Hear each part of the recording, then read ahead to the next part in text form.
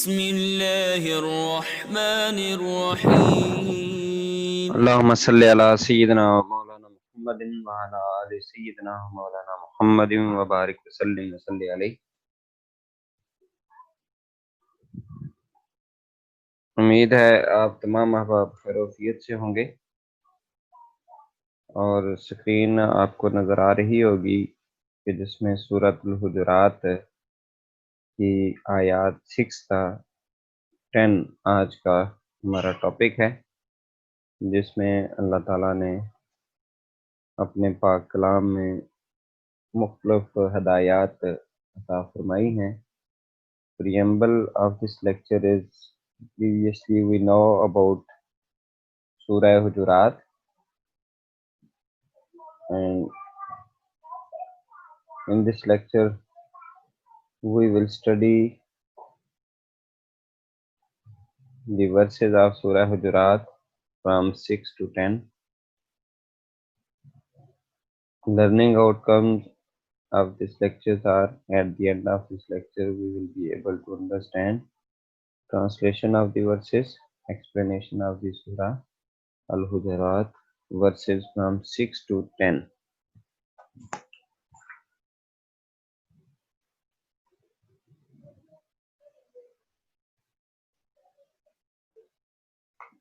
اس سبق کے مقاصد ہیں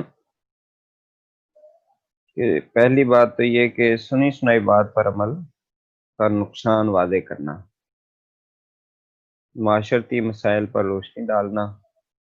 تحقیق کرنے پر زور دینا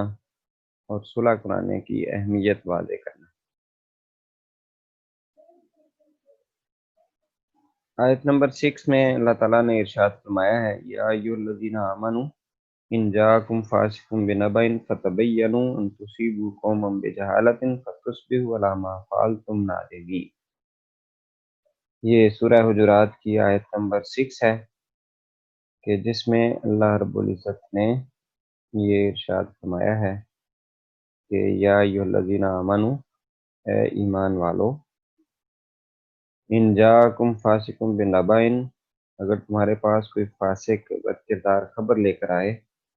فتبینوا، تو خوب تحقیق کر لیا کرو، ان تصیبوا قوما بجہالۃ، کہیں نادانی سے تم کسی قوم کو نقصان پہنچاؤ، فتصبحوا علی ما فعلتم نادمین، پھر تمہیں اپنے کیے پر نادم اور پشیمان ہونا پڑے۔ یہ آیات جس پس منظر میں نازل ہوئی وہ واقعہ یہ ہوا کہ حضرت ولید ایک صحابی رسول صلی اللہ علیہ وسلم تھے، تو ان کو رسول اللہ صلی اللہ علیہ وآلہ وسلم نے قبیلہ بنو مستلق میں بھیجا، اور ان کا مقصد یہ تھا کہ وہ ان کو بنو مستلق سے جو لے کے آئیں اپنے صدقات اور زکوٰۃ کا مال جو تھا ان کے ذمہ تھا، تو ان کو اس کی وصولی کے لیے رسول پاک صلی اللہ علیہ وسلم نے ڈیوٹی لگائی، بھیجا۔ چنانچہ جب وہ وہاں گئے تو ان کا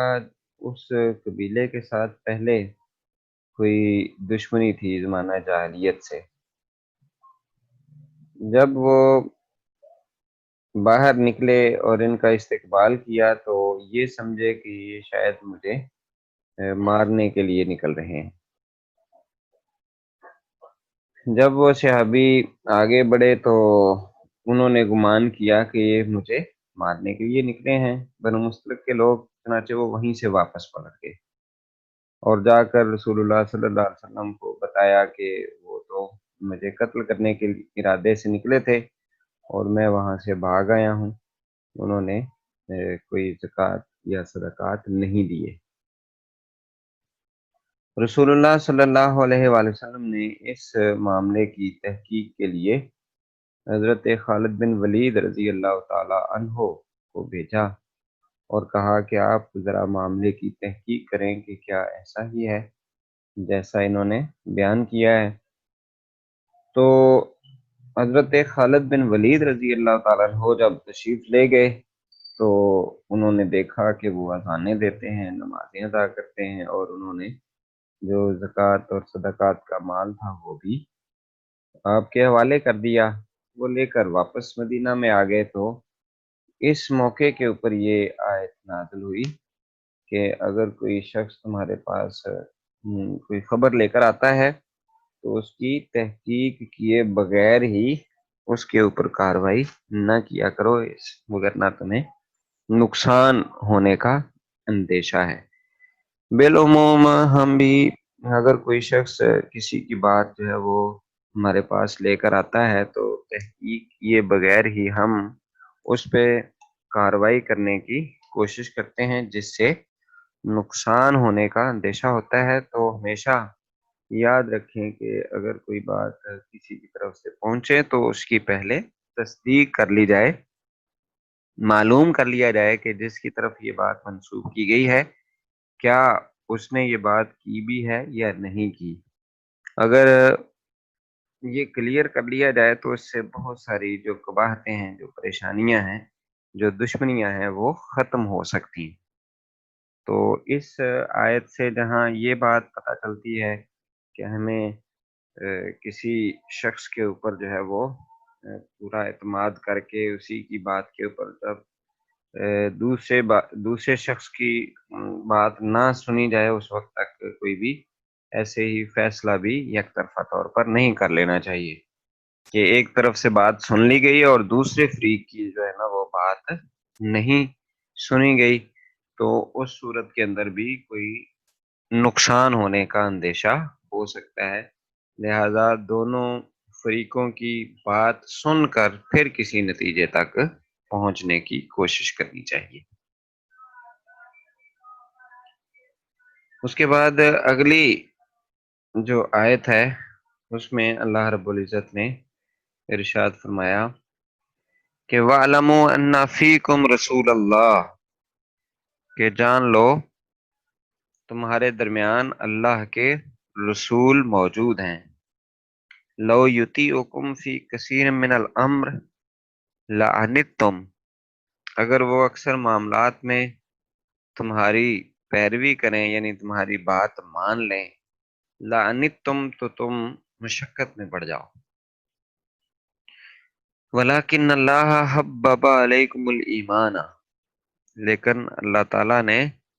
تمہارے دلوں میں ایمان کو پسند کیا ہے۔ حببہ پسند کیا، علیکم الایمان تمہارے لیے ایمان کو، وزینہ فی قلوبکم اور اسے تمہارے دلوں میں آراستہ کر دیا ہے، تمہیں ایمان کی محبت دی ہے اور اسے تمہارے دلوں میں آراستہ کر دیا ہے۔ وَكَرَّهَ عَلَيْكُمُ الْكُفْرَ وَالْفُسُوقَ وَالْعِصْيَانَ، اور تمہارے لیے کفر، گناہ اور نافرمانی کو ناپسند کر دیا ہے۔ اولئک ھم الراشدون، یہی لوگ راہ ہدایت پانے والے ہیں۔ فضلا من اللہ ونعمتا واللہ علیم حکیم، اور اللہ کے فضل اور نعمت سے اللہ جاننے والا اور حکمت والا ہے۔ اس نے اپنے فضل اور اپنی نعمت کے ساتھ تمہیں ایمان کو محبوب قرار دیا ہے اور تمہارے دلوں کے اندر اسے راسخ کر دیا ہے، اور کفر، گناہ، نافرمانی کو ناپسند کیا ہے۔ یعنی اللہ رب العزت نے اس آیت میں پہلی بات تو یہ بیان فرمائی ہے کہ اللہ کے رسول صلی اللہ علیہ وآلہ وسلم تمہارے اندر موجود ہیں۔ جب بھی کوئی ایسی بات ہوتی ہے ان کا ہونا تمہارے لیے باعث رحمت ہے، اور وہ اس چیز کو کور کر لیتے ہیں اور تمہاری بر وقت رہنمائی کر دیتے ہیں۔ اب اگر وہ لو یطیعکم فی کثیر من الامر، اگر وہ تمہاری باتوں کی پیروی کرنا شروع کر دیں، یعنی تمہاری بات بلا سوچے سمجھے وہ تسلیم کر لیں اور اس کی تحقیق نہ کریں، تو اس سے تمہیں ہی مصائب کا سامنا کرنا پڑے گا، تم مشقت کے اندر پڑ جاؤ گے، تمہیں پریشانی ہوگی۔ لہذا تم یہ مطالبہ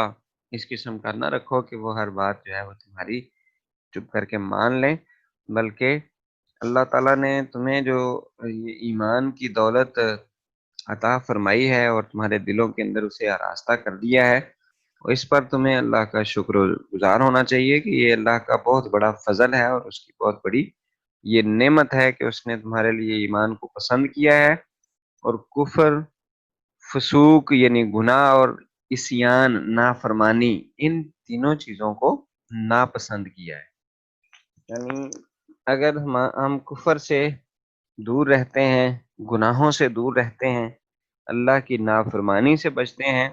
تو فرمایا اولئک ہم الراشدون، ایسے لوگ ہی ہدایت یافتہ ہیں، یعنی سیدھے راستے کے اوپر چلنے والے ہیں۔ تو یہ سیدھے راستے کے اوپر چلنا، یہ بھی فرمایا فضل من اللہ و نعمتن، یہ اللہ کا فضل اور اس کی نعمت کی وجہ سے ہے، اللہ کی رحمت ہے، اللہ کا فضل ہے کہ ہم ہدایت کے راستے کے اوپر ہیں، ایمان کے راستے کے اوپر ہیں، کفر اور نافرمانی اور گناہوں سے اپنے آپ کو بچانے والے ہیں، اس سے دور رہنے والے ہیں۔ تو اس پر ہمیں اللہ تعالیٰ کا شکر گزار رہنا چاہیے، اور اس پر کسی پر یہ احسان جتلانے کی کوئی کوشش نہیں کرنی چاہیے۔ یہ کسی پر احسان نہیں ہے، یہ اپنا ہی فائدہ ہے۔ تو اس میں دو تین چیزیں جو ہے نا وہ سامنے آتی ہیں۔ ایک تو یہ کہ اللہ کے نبی صلی اللہ علیہ وآلہ وسلم جو کہ قیامت تک کے لیے ہمارے لیے ایک بہت بڑا عملی پریکٹیکل نمونہ ہے، اسوہ حسنہ ہے، ماڈل ہیں، رول ماڈل ہیں، جن کو سامنے رکھ کر ہم اب بھی ان کی جو ہے وہ تعلیمات سے مستفید ہو سکتے ہیں اور ان سے رہنمائی حاصل کر سکتے ہیں۔ اور دوسرا یہ کہ اللہ تعالیٰ نے جو ہمیں ایمان کی دولت عطا فرمائی ہے، اس کی ہر قیمت پر حفاظت کرنا ضروری ہے، کہ یہ ایسا اللہ تعالیٰ کا انعام ہے، فضل ہے اور نعمت ہے کہ جس نعمت اور فضل کے بدلے میں کوئی اور نعمت جو ہے وہ اس کا مقابلہ نہیں کر سکتی۔ اس لیے ایمان کی مضبوطی، ایمان کی حفاظت، یہ ہم سب پر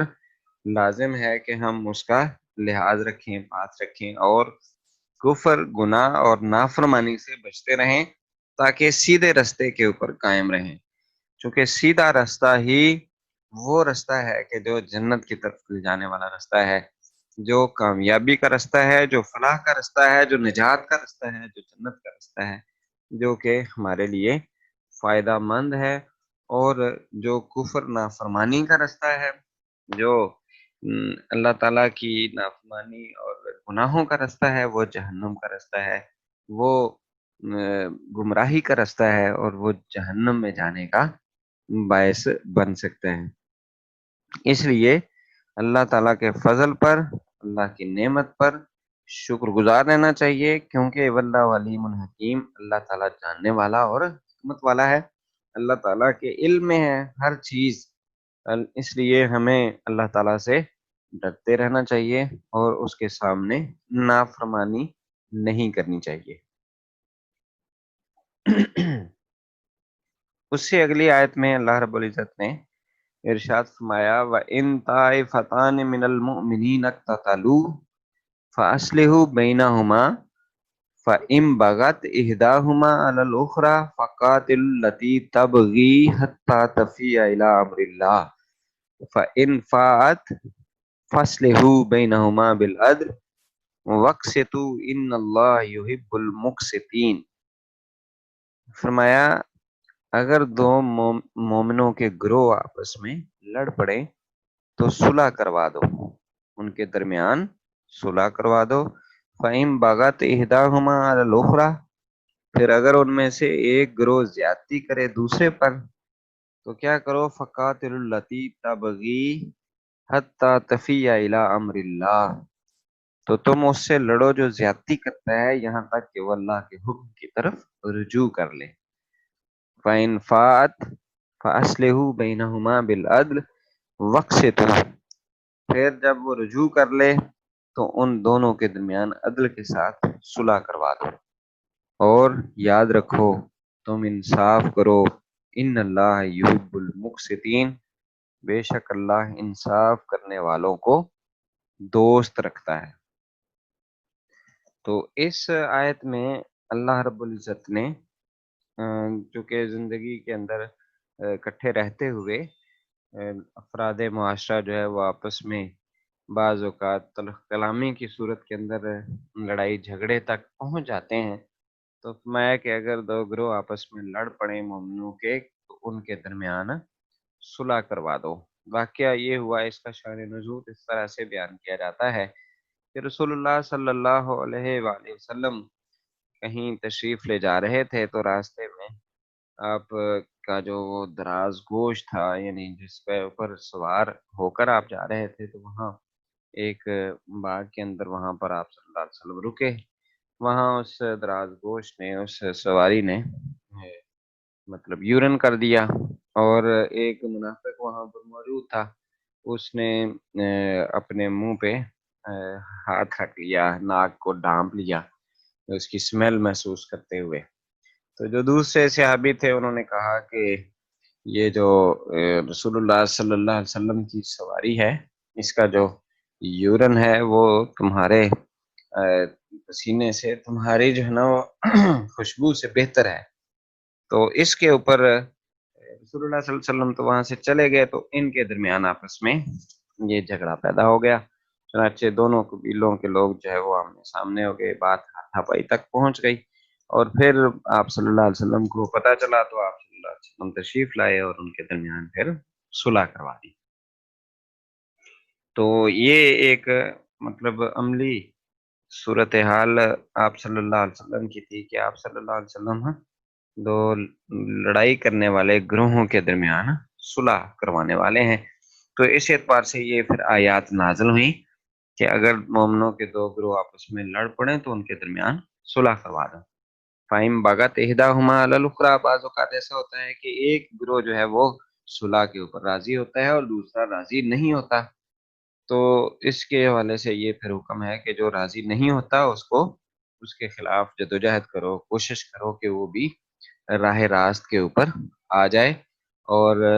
یہ اپنی ضد اور عناد چھوڑ دے، اور جب وہ آ جائے، واپس رجوع کر لے اللہ کے حکم کی طرف، یعنی صلح کی طرف آ جائے، تو پھر ان کے درمیان عدل اور انصاف کے ساتھ، یعنی جس کی پھر زیادتی ہو اس کو ڈانٹ ڈپٹ کر یا ان کو اس کا جرمانہ کر کے مناسب انداز کے ساتھ عدل اور انصاف کو سامنے رکھتے ہوئے صلح کروا دو، کیونکہ ان اللہ یحب المقسطین، بے شک اللہ تعالیٰ جو انصاف کرنے والے ہیں ان کو دوست رکھتا ہے، ان کو پسند کرتا ہے۔ لہذا اب بھی کہ کوئی خاندانوں کے درمیان کوئی لڑائی ہو جاتی ہے، دو افراد کے درمیان لڑائی ہو جاتی ہے، یا دو دوستوں کے درمیان اگر کوئی لڑائی ہو جاتی ہے، تو ان کے درمیان دوسرے لوگوں کو بیچ میں آ کر صلح کروا دینی چاہیے۔ اس سے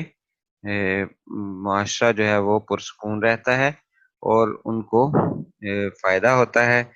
کوئی بھی مسئلہ جو ہے نا وہ پھر معاشرتی انتشار کی صورت کے اندر نہیں ہوتا، ورنہ معاشرے کا جو امن اور سکون ہے وہ برباد ہو جاتا ہے، اور وہ نہ ہی افراد معاشرہ کے لیے بہتر ہوتا ہے اور نہ ہی باقی لوگوں کے لیے، اور نہ ہی جو لڑنے والے ہیں ان کے لیے، کیونکہ لڑتا ایک یا دو شخص ہیں لیکن اس سے بہت سارے دیگر جو لوگ ہیں وہ بھی متاثر ہوتے ہیں۔ تو اس وجہ سے لڑائی کو جو ہے نا وہ ویسے بھی غلط اور مذموم قرار دیا گیا ہے،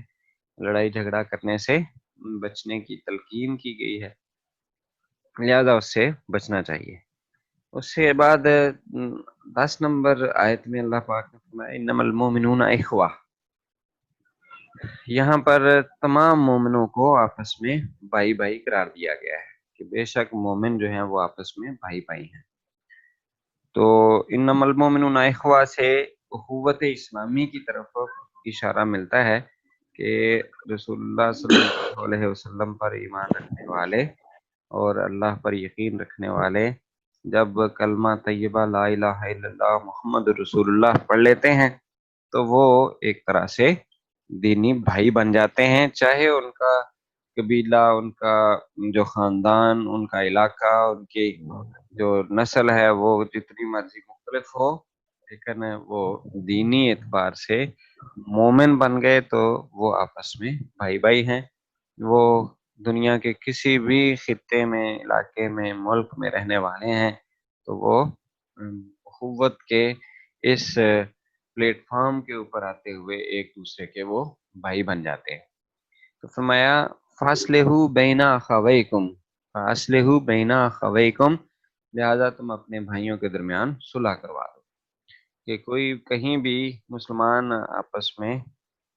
لڑ پڑتے ہیں تو ان کے درمیان صلح کروانا یہ بہت ہی اجر و ثواب کا باعث ہے۔ واتقوا اللہ، اور اللہ تعالیٰ سے ڈرتے رہو، لعلکم ترحمون، تاکہ تم پر رحم کیا جائے۔ یہ جو اخوت اور بھائی چارہ ہے، اس کی مثال رسول پاک صلی اللہ علیہ وآلہ وسلم نے ایک حدیث پاک میں ایک جسم کی طرح بیان کی ہے کہ مومن جو ہیں وہ ایک جسم کی مانند ہیں، کہ اگر جسم کے کسی ایک حصے کو تکلیف پہنچتی ہے تو اس تکلیف کو سارا جسم جس طرح سے محسوس کرتا ہے کہ ایک عضو کے اوپر کوئی چوٹ لگ جاتی ہے تو اس کی درد جو ہے وہ پورا جسم محسوس کرتا ہے اور وہ رات بھر سو نہیں سکتا۔ تو یہ چیز جو ہے وہ اس چیز کو واضح کرتی ہے کہ رسول پاک صلی اللہ علیہ وآلہ وسلم نے ایک جسم کی مانند جو قرار دیا ہے، یہ یوں ہی نہیں قرار دیا بلکہ مسلمانوں کو ایک دوسرے کا درد اور تکلیف محسوس کرنا چاہیے اور ان کے دکھ میں شریک ہونا چاہیے۔ جیسے پاؤں کے اوپر چوٹ لگے تو آنکھوں سے پانی جاری ہو جاتا ہے، آنسو نکل آتے ہیں، تکلیف جو ہے اس کو محسوس کیا جاتا ہے۔ ایسے ہی اگر کوئی ایک مومن کسی تکلیف میں ہو تو باقی جو مومن ہے، باقی مسلمان ہیں، ان کو اس کا احساس کرنا چاہیے۔ اور اسی طرف علامہ اقبال نے بھی اشارہ کیا تھا کہ اخوت اس کو کہتے ہیں، چبھے کانٹا جو کابل میں تو ہندوستان کا ہر پیر و جواں بےتاب ہو جائے۔ کہ جب ایک مسلمان کو تکلیف پہنچے تو پوری انسانیت، یعنی جو مسلمان ہے، امت مسلمہ، وہ اس تکلیف کو محسوس کرے اور اس کا مداوع کرے، بجائے اس کے کہ دوسرے مسلمانوں کو تکلیف پہنچائی جائے، کسی کو دکھ تکلیف پہنچائی جائے، نقصان کیا جائے، اس کی بجائے دوسروں کے دکھوں کا مداوع کیا جائے۔ اور اگر وہ آپس میں لڑ پڑتے ہیں تو ان کی صلح کروا دی جائے، اور اس معاملے میں اللہ تعالیٰ سے ڈرتے رہنا چاہیے، تقوی اختیار کرنا چاہیے۔ اور بلکہ بعض لوگ جو ہیں وہ اس میں غلط کردار بھی ادا کرتے ہیں کہ جب لڑائی کروا دیتے ہیں یا اگر لڑائی کی صورتحال ہو تو اس پہ پر مزید جلتی پر تیل ڈالنے کا کام کرتے ہیں۔ یہ جو روش ہے، یہ جو طریقہ ہے، یہ انتہائی نقصان دہ ہے، اور جو شخص ایسا کرتا ہے وہ بالآخر خود بھی اس آگ کے اندر مبتلا ہو جاتا ہے، کیونکہ جو شخص کسی کے لیے گڑھا کھودتا ہے تو بالآخر وہ خود بھی اس گڑھے کے اندر گر جاتا ہے۔ لہذا کسی کا برا نہیں سوچنا چاہیے، بلکہ بھلائی اور خیر خواہی کے جذبے کے ساتھ اس میں آگے بڑھنے کی کوشش کرنی چاہیے، اور دوسروں کی جو بھلائی اور خیر خواہی کرتا ہے تو اس میں جو ہے نا وہ اس کا بھی فائدہ ہوتا ہے اور باقی لوگوں کا بھی فائدہ ہوتا ہے۔ تو اس سبق میں، اس لیکچر میں جو مین پوائنٹس ہمارے سامنے آتے ہیں، ان میں پہلی بات تو یہ ہے، جس کا خلاصہ اور نچوڑ بنتا ہے کہ بغیر تحقیق کے کسی فاسق کی بات پر یقین مت کریں، بلکہ اس کی خوب تحقیق کر لیں، کہیں کسی کا نقصان نہ کر بیٹھیں اور بعد میں پھر شرمندہ ہونا پڑے۔ اسی طرح رسول اللہ صلی اللہ علیہ وسلم کا موجود ہونا یہ اللہ کی بہت بڑی نعمت ہے، اور یہ ظاہری اعتبار سے جب آپ صلی اللہ علیہ وسلم موجود تھے تو وہ بھی بہت بڑی نعمت تھی، اور اب جب روحانی طور پر اور قیامت تک آپ صلی اللہ علیہ وآلہ وسلم ہی اللہ کے نبی اور آخری رسول ہیں، تو آپ کے امتی ہونے کی حیثیت سے ہمیں ان کے ساتھ ایک والہانہ محبت اور اس تعلق کو مضبوط رکھتے ہوئے ان کی تعلیمات کو، ان کی روایات کو، ان کی احادیث کو، ان کی اوپر نازل ہونے والے قرآنی آیات کے صورت کے اندر آنے والے جو مختلف احکامات ہیں ان کو ملحوظ خاطر رکھنا چاہیے۔ اسی طرح اگر دو مسلمان گروہ آپس میں لڑ پڑیں تو ان کے درمیان صلح کروانے کی کوشش کرنی چاہیے، یہ بھی اللہ تعالیٰ کے احکامات میں سے ایک اہم حکم ہے۔ اسی طرح تمام اہل ایمان آپس میں بھائی بھائی ہیں، اگر کوئی گروہ صلح کی طرف آمادہ نہ ہو تو اس کی سرزنش کریں اور اس کے خلاف تادیبی کارروائی کریں تاکہ وہ راہ راست پر آ جائے، اور جب وہ راہ راست پر آ جائے تو پھر ان کے درمیان عدل اور انصاف کے ساتھ صلح کروا دی جائے۔ اس حوالے سے آپ کے ذہن میں کوئی کویشچن ہو تو آپ پوچھ سکتے ہیں، یہ چند ایک فیڈ بیک کے طور پر آپ سے یہ سوالات کیے جائیں گے، یہ آپ نوٹ کر لیں، اور یہ جو بریک کے بعد ہم دوبارہ جو ہے وہ جوائن کریں گے تو ان سوالات کے اوپر آپ سے پوچھا جائے گا۔ ابھی آپ کے ذہن میں کوئی کویشچن ہے، کوئی بات پوچھنا چاہتے ہیں تو آپ